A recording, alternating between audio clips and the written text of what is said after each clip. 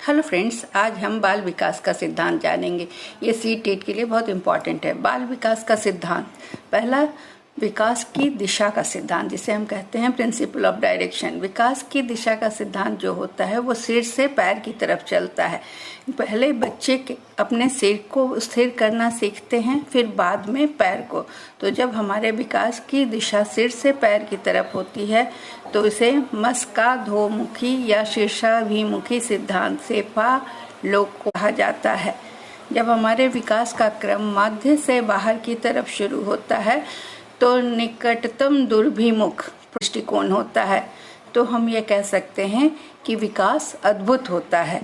समान प्रतिमान का सिद्धांत, समान प्रतिमान का सिद्धांत का मतलब हुआ कि प्रत्येक जाति के अनुसार उस जाति के ढांचे का विकास का लक्ष्य निर्धारित होता है। जैसे मानव का विकास मानव एक जैसा होता है, हाथी का विकास हाथी जैसा होता है। तीसरा है निरंतरता का सिद्धांत, मतलब विकास कभी न कभी प्रभावित होने वाली क्रिया नहीं है, जीवन पर्यंत चलती रहती है। चलने की प्रक्रिया केवल इसकी मंद और तेज होती है। यह माँ के गर्भ से शुरू होकर मृत्यु तक चलती रहती है। सामान्य से विशिष्ट क्रियाओं का सिद्धांत, इस सिद्धांत के अनुसार विकास हमेशा सामान्य से विशिष्ट क्रियाओं की ओर जाता है।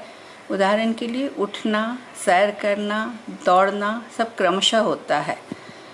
अगला सिद्धांत है एकीकरण का सिद्धांत या एकात्मक प्रक्रिया का सिद्धांत। बच्चों में एकीकरण का गुण पाया जाता है। जब हम काम करते हैं तो वह एकीकरण समझते हैं। एक काम को करने के लिए वो अपने हाथ पैरों के साथ मिलाकर एक साथ काम करते हैं, तो इसे एकीकरण का सिद्धांत कहा जाता है। बच्चों के विकास में व्यक्तिगत भिन्नता का सिद्धांत, बच्चों का विकास व्यक्तिगत भिन्नता के अनुसार किसी भी व्यक्ति में तेज गति से विकास हो सकती है और किसी में कम। इसे व्यक्तिगत भिन्नता का सिद्धांत कहा जाता है। मतलब हर बच्चे का विकास अलग अलग तरीके से होता है, मतलब उस गति में तेज या कमी हो सकती है।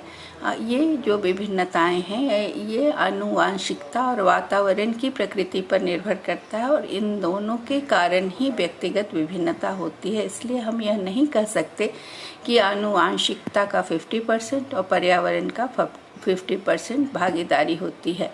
हमारी बुद्धि, प्रेरणा, रुचि अलग अलग होती है। वर्तुलाकार बनाम रैखिक प्रगति का सिद्धांत, इसे हम विकास का सिद्धांत कभी भी सीधी रेखा में नहीं होता। विकास कभी उसकी गति धीमी होती है, कभी तेज होती है। अंतर संबंध का सिद्धांत, शारीरिक अनुपात संबंध, संवेगात्मक और सामाजिक तथा अन्य प्रकार के विकास की प्रक्रियाएं अंतर संबद्ध होती हैं। बाल विकास का सिद्धांत का महत्वपूर्ण तथ्य यह है कि बाल विकास की क्रम गति से चलती रहे। विकास सिर से पैर की ओर होते हैं, उसके बाद बाह और हाथ का सिर से पैर तक और प्रॉक्सिमोडिस्टल हाथ और पैर बाहर की ओर। शारीरिक, मानसिक, संवेगात्मक आदि अवधारणाओं के विकास में संबंध होता है। विकास के प्रत्येक स्वरूप में व्यक्तिगत भिन्नता होती है। विकास सामान्य से विशिष्ट की ओर होता है। विकास का क्रम एक समान नहीं होता, विकास का क्रम निश्चित होता है। विकास लंबवत सीधा ना होकर वर्तुलाकार होता है। विकास में वंशानुक्रम और वातावरण दोनों की अनुक्रिया होती है। वृद्धि और विकास की गति की दर एक सी नहीं रहती। विकास प्रौद्योगिकी और सीखने की उपज है, मतलब परिपक्वता और सीखने का परिणाम है।